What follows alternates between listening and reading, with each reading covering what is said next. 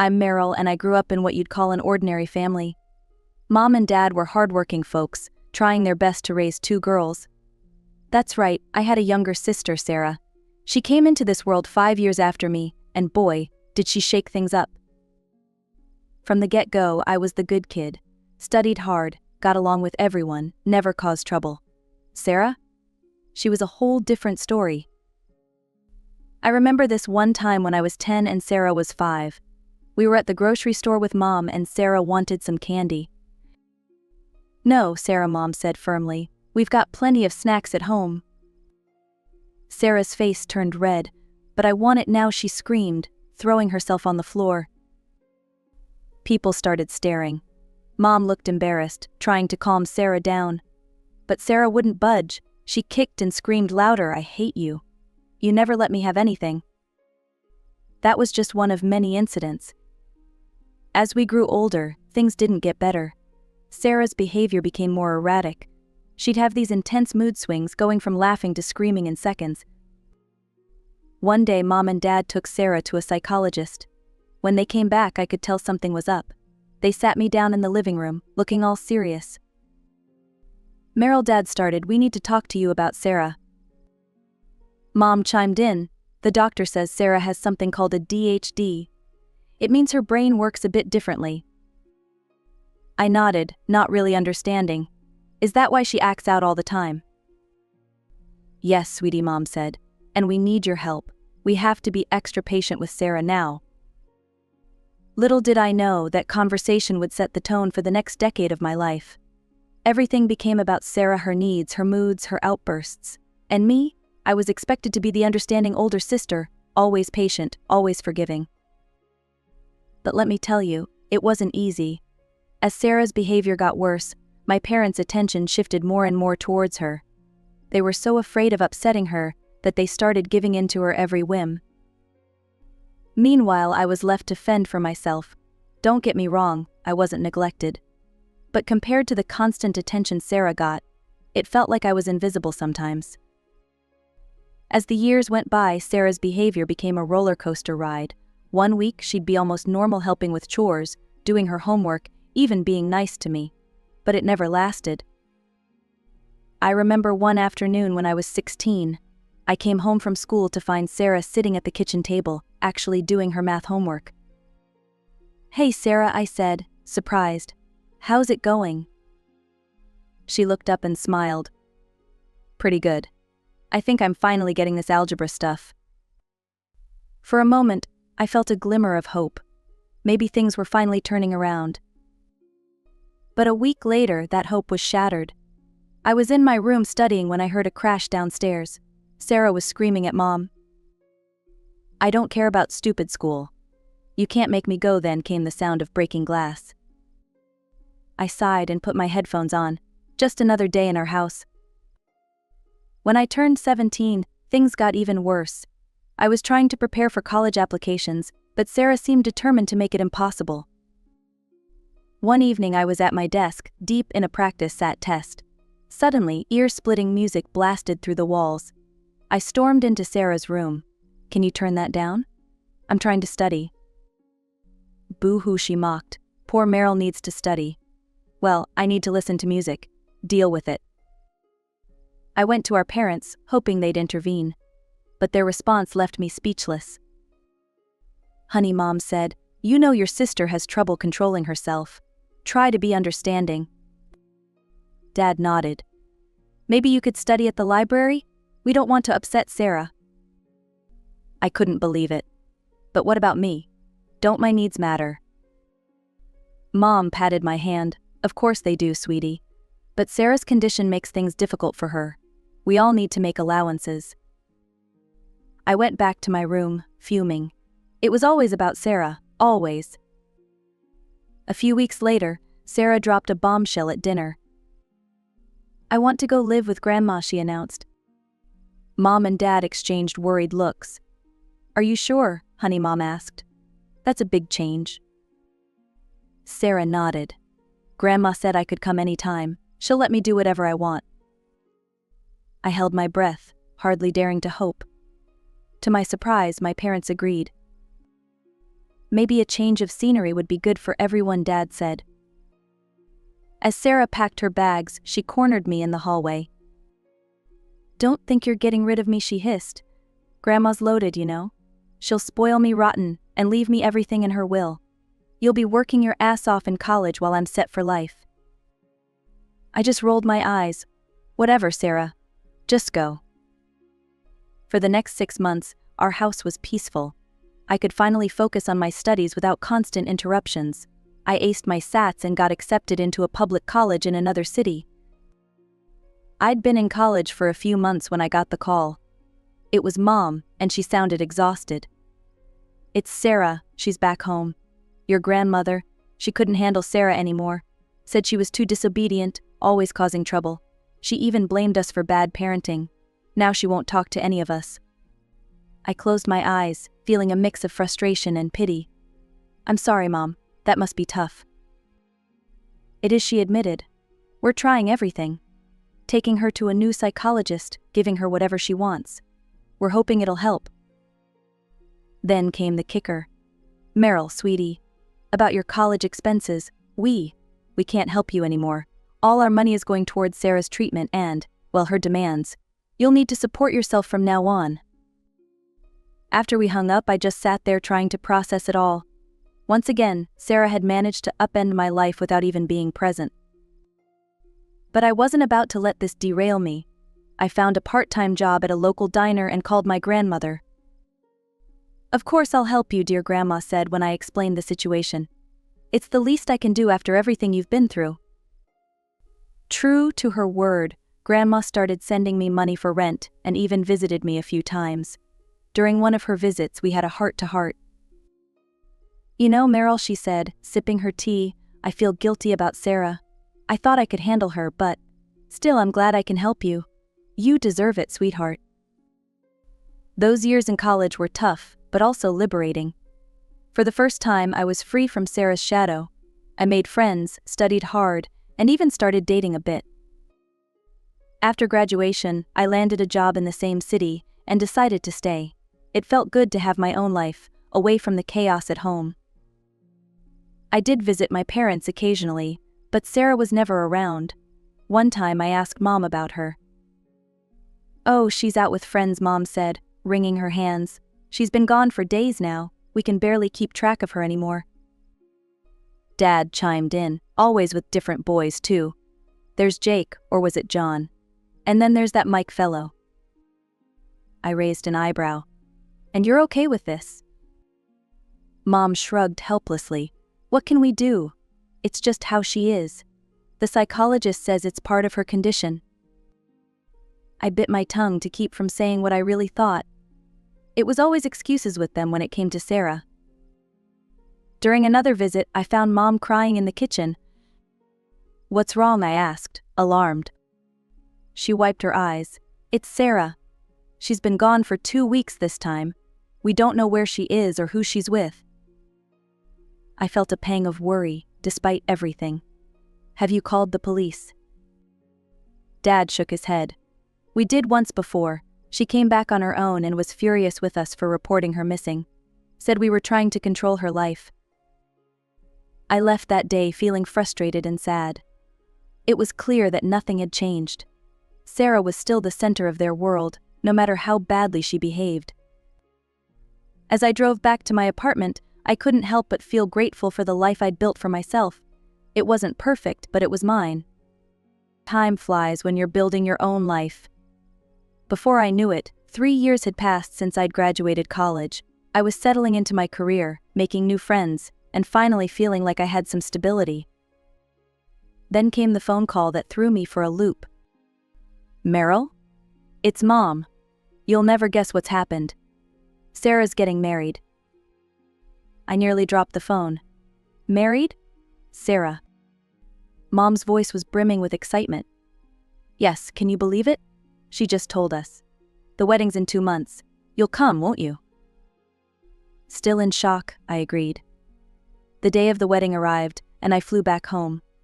As I helped Sarah get ready, she dropped another bombshell. "Mom and Dad are paying for our honeymoon," she said smugly. 2 weeks in Bali. First class all the way. I bit my tongue. Of course they were. That's nice of them, I managed. Sarah smirked. Well, they owe me. After all the crap I've been through. I wanted to point out that most of that crap was of her own making, but I held back. It was her wedding day, after all. When I finally met Sarah's fiancé, Mark, I was taken aback. He was nothing like I'd imagined. Tall, handsome, and at least 10 years older than Sarah, he exuded an air of calm confidence. It's great to finally meet you, Meryl, he said, shaking my hand. Sarah's told me so much about you. I raised an eyebrow at Sarah, wondering what exactly she'd told him. To my surprise, the wedding went off without a hitch. Sarah looked radiant, and for once, she seemed genuinely happy. As I watched them exchange vows, I felt a glimmer of hope. Maybe this really would be the turning point for her. At the reception, Mom cornered me by the punch bowl. Isn't this wonderful, Meryl, she gushed. Sarah's really landed on her feet. Mark's so successful, and he clearly adores her. I nodded, sipping my drink. It's great, Mom. I'm happy for her. Then came the kicker. You know, sweetie, maybe it's time you started thinking about settling down too. You're not getting any younger. I nearly choked on my punch. Mom, I'm only 26. She patted my arm. I know, dear. But look at Sarah. She's really got it all figured out now. As I flew back to my city the next day, I couldn't shake a nagging feeling. Despite everything, I genuinely hoped Sarah had found happiness. But a small part of me wondered how long it would last. Life went on. I threw myself into work, trying not to dwell on my family's dynamics. Then, about a year after Sarah's wedding, something unexpected happened. I met someone. His name was Tom, and we hit it off immediately. He was kind, funny, and actually listened when I talked. For the first time, I felt like I'd found someone who saw me for who I really was. 2 years flew by in a whirlwind of dates, laughter, and deepening love. Then, on a crisp autumn evening, Tom got down on one knee and asked me to marry him. As I said yes, tears of joy streaming down my face, I felt like my life was finally falling into place. Planning my wedding to Tom was like a dream. For once, I was the center of attention, and it felt amazing. I was determined to make it perfect, a day that was all about us and our love. Of course, I invited my family. Despite everything, they were still my parents, and Sarah was still my sister. I hoped that maybe, just maybe, this happy occasion would bring us all together. When Sarah showed up at the venue, she was alone. I felt a knot form in my stomach. Where's Mark? I asked, trying to keep my tone light. Sarah shrugged. Couldn't make it. Is everything okay? I pressed. It's fine, she snapped. Can we drop it? I backed off, not wanting to start an argument on my wedding day. But later, I overheard Mom and Dad talking in hushed tones. I'm worried about Sarah and Mark, Mom was saying. They're fighting all the time now. But it's not her fault, she's just high-spirited. Mark needs to be more understanding. I walked away, shaking my head. Some things never change. The ceremony was beautiful, everything I'd dreamed of. Tom's eyes shone with love as we said our vows, and for a while I forgot all about the family drama. But at the reception, Sarah made sure she couldn't be ignored. She got drunk, loudly flirted with Tom's friends, and even tried to give a speech that quickly devolved into a rant about how unfair her life had been. I gritted my teeth and plastered on a smile, determined not to let her ruin my day. Tom, bless him, stuck by my side, squeezing my hand supportively. As Sarah was dragged off the dance floor by our embarrassed parents, I made a silent vow to myself. This was the last time I'd let her drama overshadow my life. For a while, it seemed like I might actually keep that vow. Tom and I settled into married life, and I heard little from my family beyond the occasional phone call. Then, almost exactly a year after our wedding, my phone rang. It was Mom, and she was crying. Meryl, it's Sarah. Mark left her. Between sobs, Mom explained. Mark had found out about Sarah's multiple affairs and filed for divorce. She was devastated, they said. Acting out worse than ever. We don't know what to do, Mom wailed. The psychologist says she needs a change of scenery, some time away to heal. I knew what was coming before she said it. Honey, we were hoping. Could Sarah stay with you for a while? Remember how we sent her to your grandmother's so you could study for your exams? We need your help now. I closed my eyes, feeling the familiar weight of family obligations settling on my shoulders. Let me talk to Tom, I said finally. After I hung up, I sat Tom down and explained the situation. He listened patiently, his brow furrowed with concern, but finally agreed. Sarah arrived on a Tuesday, looking like a shadow of her former self. Her eyes were puffy from crying, and she barely spoke above a whisper. For the first time in years, I felt a genuine pang of sympathy for my little sister. Come on, I said gently, leading her to the guest room. Let's get you settled in. Tom was amazing those first few days. He cooked Sarah's favorite meals, engaged her in light conversation, and even took a day off work to help us go shopping for some new clothes to cheer her up. But as the saying goes, no good deed goes unpunished. About a week into Sarah's stay, I started noticing changes. Small things at first, a lingering look here, an accidental brush against Tom there. I tried to brush it off as my imagination running wild. Then one day I came home from work to find Sarah parading around the living room in what could barely be called underwear. Tom was sitting on the couch, looking incredibly uncomfortable. Sarah, I exclaimed. What are you doing? She turned, feigning innocence. Oh, hi Meryl, I was just about to take a shower. It's so hot today, isn't it, Tom? Tom mumbled something incoherent and practically ran from the room. That night, I confronted Sarah. Look, I know you're going through a tough time, but you need to respect our home and our marriage. She rolled her eyes. God, Meryl, don't be such a prude. I was just trying to cool off. I didn't buy it for a second, but I let it go. Big mistake. Over the next few days, Sarah's behavior became more and more brazen. She'd accidentally walk in on Tom in the bathroom, or bend over suggestively when he was around. I was at my wit's end. Then came the day that broke the camel's back. I came home early from work, a migraine pounding behind my eyes.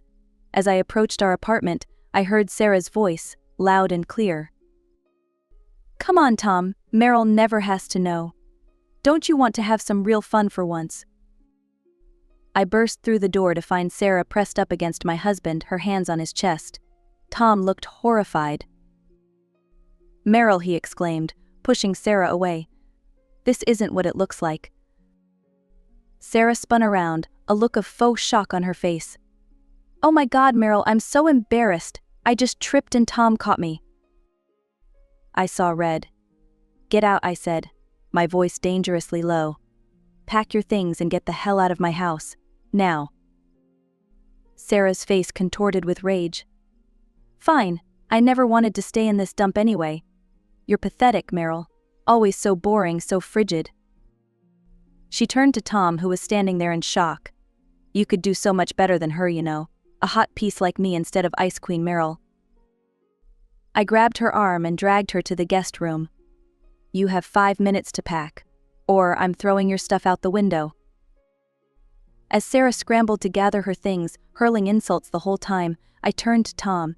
He looked devastated. Meryl, I swear nothing happened. She's been trying for days, but I would never.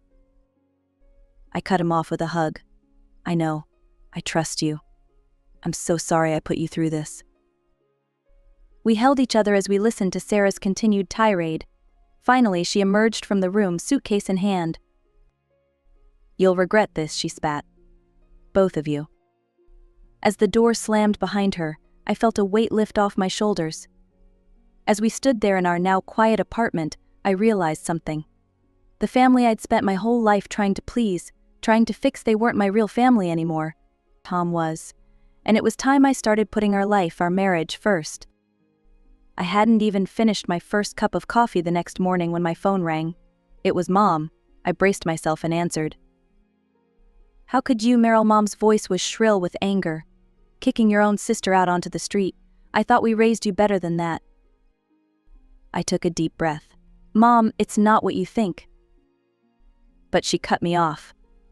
Sarah told us everything. How you got jealous because she and Tom were getting along. How you made up lies about her to justify throwing her out. I'm so disappointed in you. My jaw dropped. What? Mom, that's not true at all. Sarah tried to seduce Tom. She was walking around half naked, throwing herself at him. She even propositioned him. There was a pause. Then Dad's voice came on the line. Now, Meryl, don't you think you're exaggerating a bit? We know Sarah has her issues, but she's family, and family supports each other, no matter what. Something inside me snapped. Years of pent-up frustration and resentment came pouring out. Support? Where was your support when I was trying to study for college and Sarah was making my life hell? Where was your support when you cut me off financially because you were too busy catering to Sarah's every whim? I spent my entire life trying to understand and make allowances for Sarah. And I'm done. I'm done being the responsible one, the one who always has to sacrifice. You raised her to be this way, and now you can deal with the consequences. There was a stunned silence on the other end of the line. Then Dad spoke, his voice cold. If that's how you feel, maybe it's best we don't speak for a while. And don't be surprised if the rest of the family feels the same way once they hear about this. I laughed bitterly. Is that supposed to be a threat? Go ahead. Tell them whatever version of the story makes you feel better about your parenting failures. I hung up. True to my parents' word, the calls started coming in. Aunts, uncles, cousins, all of them expressing their shock and disappointment in my cruel treatment of Sarah. How could you abandon your sister in her time of need? My Aunt Linda scolded. I always knew you were jealous of Sarah, but this is a new low. Cousin Mike messaged me. I tried explaining the truth to the first few, but it quickly became clear that their minds were made up. Sarah and my parents had spun a tale of my jealousy and cruelty, and the family had lapped it up. The final straw came when I logged onto Facebook. There, in black and white, was a post from Sarah. Heartbroken. My own sister threw me out when I needed her most. I guess blood isn't always thicker than water. Family drama betrayed. The comments were a cesspool of family members and old acquaintances expressing their sympathy for Sarah and their disgust with me. My finger hovered over the keyboard. I could respond, tell my side of the story. But what was the point? They'd already made up their minds. With a heavy heart, I began blocking numbers and unfriending relatives on social media. It hurt, cutting ties with people I'd known my whole life. But as I looked over at Tom, who had stayed by my side through all of this, I knew I was making the right choice. In the weeks that followed the fallout with my family, I felt like I was walking through a fog. The pain of being ostracized by my own relatives was raw and ever-present. But amidst the darkness, there was one beacon of light: my grandmother. Meryl, dear, she said during one of our weekly phone calls, I want you to know that I believe you. I know Sarah, and I know you. You did the right thing. Tears welled up in my eyes. Thanks, Grandma. You don't know how much that means to me. She chuckled softly. Oh, I think I do. Now tell me about your week. How's that wonderful husband of yours? And just like that, life went on. Tom and I settled into a peaceful routine, free from the drama that had plagued us for so long. We traveled, pursued our careers, and even started talking about starting a family of our own. Months passed, then a year. I heard snippets about my family through the grapevine. Sarah had moved back in with our parents, apparently unable to support herself after the divorce. But I pushed those thoughts aside, focusing on my own life. Then, on a quiet Sunday afternoon, my phone rang. It was a number I hadn't seen in over a year: my parents. Against my better judgment, I answered. Hello. Meryl, it was my mother, her voice choked with tears. Meryl, we need your help. A familiar weight settled in my stomach. What's wrong? Between sobs, she explained. Sarah had spiraled out of control. She was bringing strange men home, throwing wild parties, and had even physically threatened our parents when they tried to intervene. She kicked us out. Meryl, Dad's voice came on the line. We're staying at a motel. We don't know what to do. Can you come talk to her? Maybe she'll listen to you? I closed my eyes, feeling a mix of emotions wash over me: anger, pity, frustration, but mostly I felt nothing. "No," I said quietly. "I can't." "But Meryl," Mom started. I cut her off. "No, Mom, I'm done. I've spent my entire life cleaning up Sarah's messes, making excuses for her behavior, and when I finally stood up for myself, you all turned your backs on me. This is your problem now. You raised her, you enabled her. Now you have to deal with the consequences." Before they could respond, I hung up. Then, with a sense of finality, I blocked their numbers. Tom found me on the couch a little while later, staring into space. "Everything okay?" he asked, concern in his voice. I looked up at him and smiled. Really smiled. "You know what? It is. For the first time in my life, I think everything is actually okay." As we sat there, I felt a sense of peace wash over me. Yes, I had lost the family I was born into. But I had gained so much more. I had Tom, my rock and my partner. I had my grandmother who loved me unconditionally. And most importantly, I had myself stronger and more self-assured than ever before. The next day, I called my grandmother. "Hey Grandma, how would you like to come visit for a while? Tom and I were thinking of redecorating the guest room, and we could use your expert eye." Her joy was palpable through the phone. "Oh Meryl, I'd love to. When should I come?"